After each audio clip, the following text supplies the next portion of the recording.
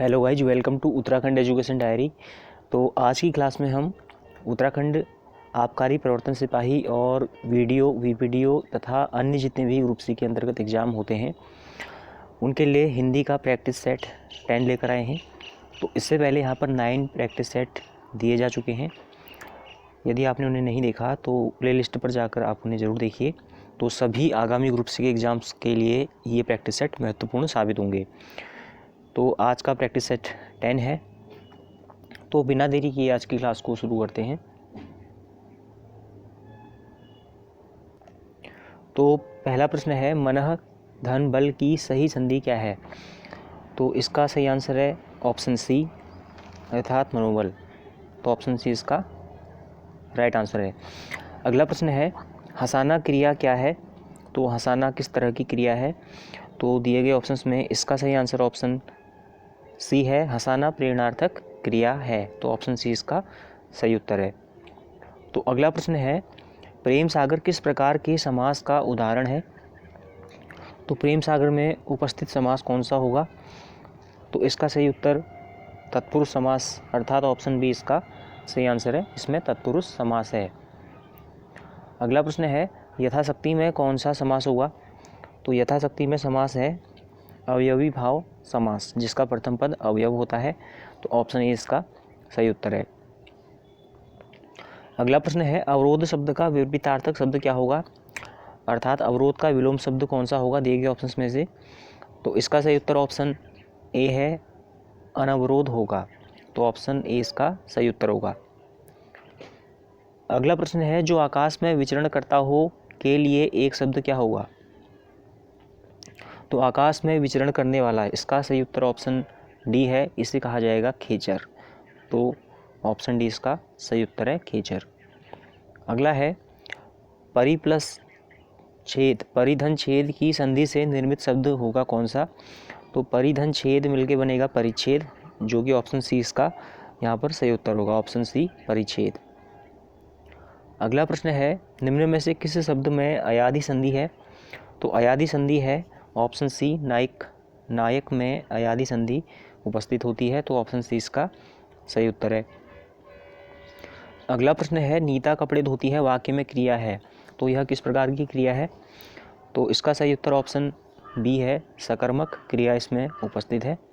कर्ता और कर्म दोनों ही इसमें, कर्ता के साथ साथ कर्म भी इसमें उपस्थित है, तो यह सकर्मक है। अगला प्रश्न है, दूध वाला रचना की दृष्टि से है, किस प्रकार का यह शब्द है दूध वाला? तो इसका सही उत्तर ऑप्शन बी है, यह यौगिक शब्द है। ऑप्शन बी इसका सही उत्तर है। अगला है, लाश किस भाषा का मूल शब्द होता है? तो लाश यहाँ पर होता है तुर्की भाषा का मूल शब्द। तो ऑप्शन ए इसका सही उत्तर है, तुर्की। अगला प्रश्न है, निम्न में से कौन देशज शब्द नहीं है?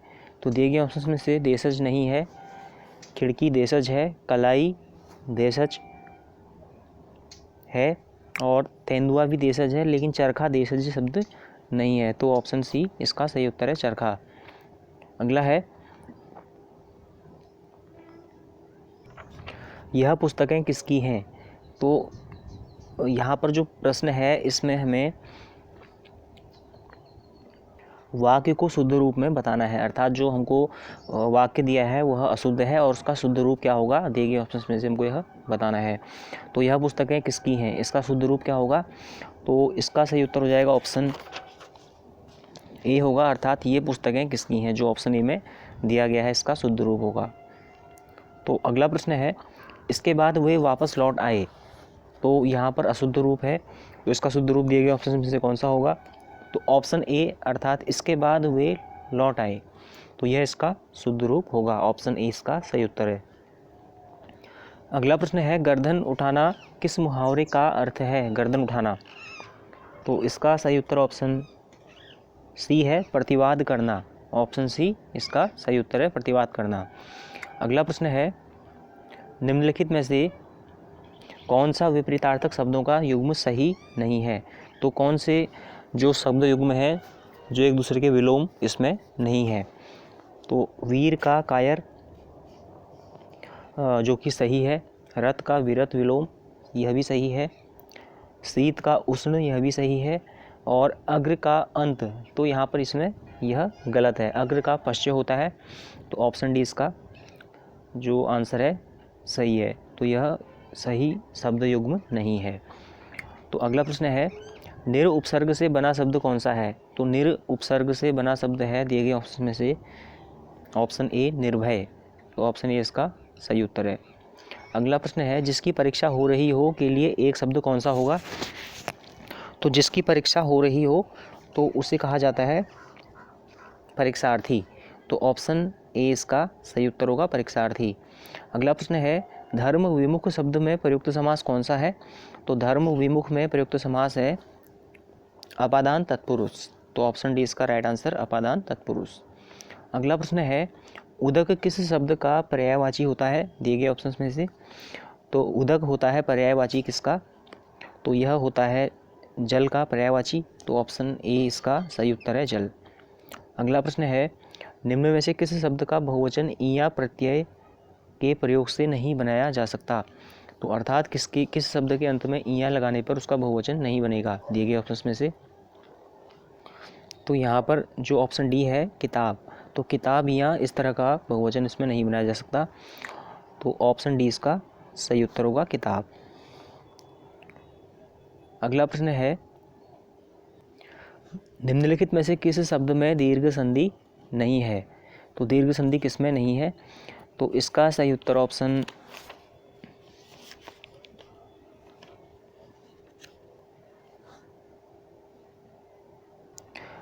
डी इसका सही उत्तर होगा, इत्यादि में दीर्घ संधि नहीं है।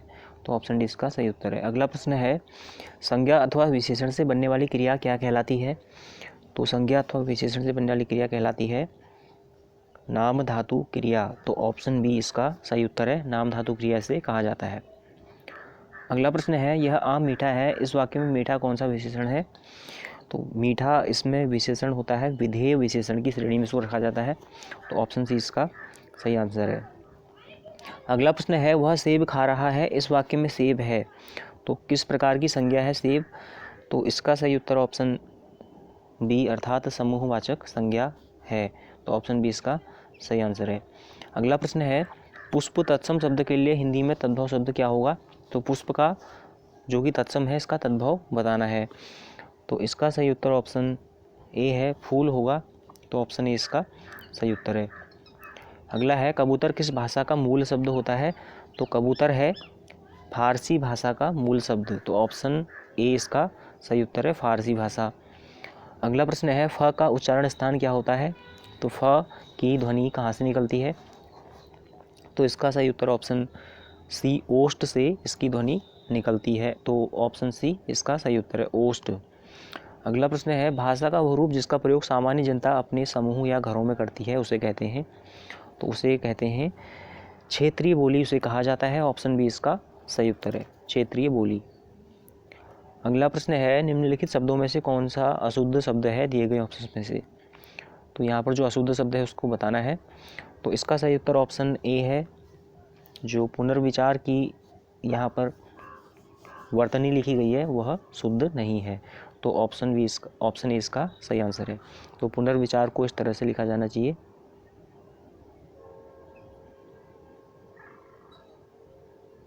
इस तरह से। तो यहाँ पर मात्रा की यहाँ पर गलती की गई है। तो अगला प्रश्न है इनमें से कौन सा शब्द सही है? तो इसमें भी सही शब्द को बताना है जिसकी वर्तनी एकदम सही तरीके से लिखी गई है। तो इसका सही उत्तर है जो ऑप्शन बी में लिखा गया है प्रादुर्भाव, यह बिल्कुल सही तरीके से लिखा गया है। तो ऑप्शन बी इसका सही आंसर है। अगला प्रश्न है भारत में हिंदी भाषी राज्य कितने हैं? तो हिंदी भाषी राज्यों की संख्या भारत में है 15। तो ऑप्शन सी इसका सही उत्तर है, 15। तो अगला प्रश्न है यह प्रश्न संख्या 33 है। तो 33वां प्रश्न है आली का पर्यायवाची कौन सा होगा? तो आली शब्द का पर्यायवाची होगा सखी, सहेली, भ्रमरी, ये सभी। तो आली के पर्यायवाची ये सभी होते हैं। तो ऑप्शन डी इसका सही उत्तर होगा, ये सभी। अगला प्रश्न है आरंभ से अंत तक को क्या कहेंगे? तो आरंभ से अंत तक इसको एक शब्द में कहा जाएगा आद्योपांत, जो कि ऑप्शन सी है, आद्योपांत। अगला प्रश्न है जो मापा ना जा सके जो मापा ना जा सकता हो उसे हम क्या कहेंगे, उसे कहा जाएगा अमापित, यानी ऑप्शन डी इसका सही उत्तर होगा, उसे कहा जाएगा अपरिमेय। जो मापा ना जा सके उसे हम क्या कहेंगे, अपरिमेय। तो ऑप्शन डी इसका सही उत्तर होगा। तो अगला प्रश्न है, परंपरागत उक्ति को क्या कहा जाता है। तो ऐसी उक्ति जो परंपरागत रूप से होती है उसको कहा जाता है अनुश्रुति। ऑप्शन ए इसका सही उत्तर होगा, अनुश्रुति। अगला प्रश्न है, विलास में किस प्रत्यय का उपयोग हुआ है। तो विलास में किसका उपयोग हुआ है, तो प्रत्यय जो अंत में जुड़ते हैं शब्द के, धातु के। तो इसका सही उत्तर ऑप्शन बी है, आस। तो विलास में किसका प्रत्यय का उपयोग हुआ है, आस। ऑप्शन बी इसका सही उत्तर है।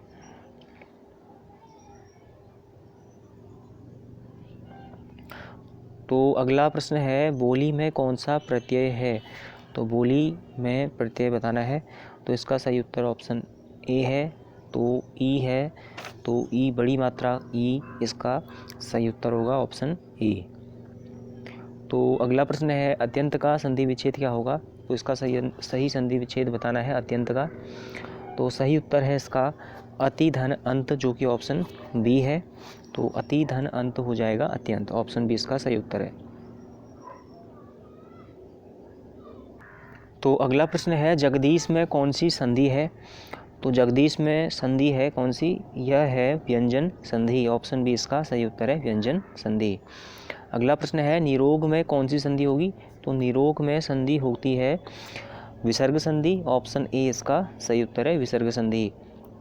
अगला प्रश्न है, अक्षोहिणी का सही संधि विच्छेद क्या है। अक्षोहिणी का सही संधि विच्छेद है अक्षधन ऊहनी। तो ऑप्शन बी जो यहाँ पर दिया गया है, अक्षधन ऊहनी, अक्षोहिणी का सही संधि विच्छेद, ऑप्शन बी सही उत्तर है।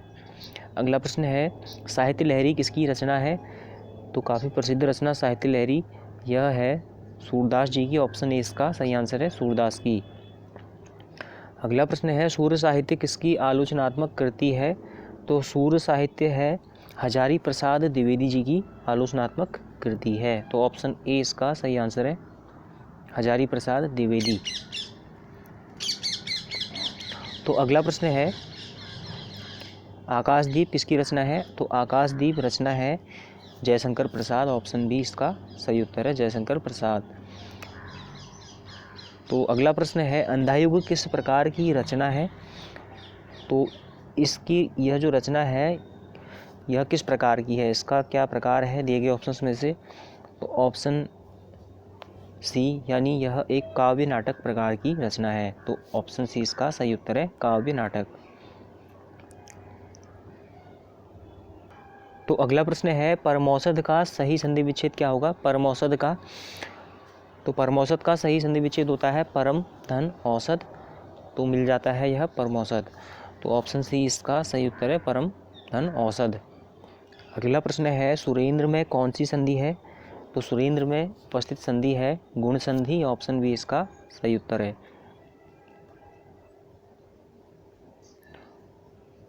तो अगला प्रश्न है, मनोज किसका पर्यायवाची शब्द है दिए गए ऑप्शंस में से।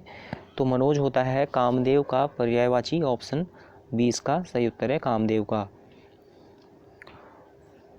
तो आज का हमारा अंतिम प्रश्न है, श्रवण का सही संधि विच्छेद क्या होगा। तो श्रवण का सही संधि विच्छेद होगा ऑप्शन जो बी है, श्रो धन अन। तो यह श्रवण का सही संधि विच्छेद होगा। ऑप्शन बी इसका सही उत्तर होगा। तो आज के प्रैक्टिस सेट में आपके कितने मार्क्स आए, क्या स्कोर रहा, हमें कमेंट में लिखकर जरूर बताइएगा। तो मिलते हैं नेक्स्ट क्लास में। Thank you.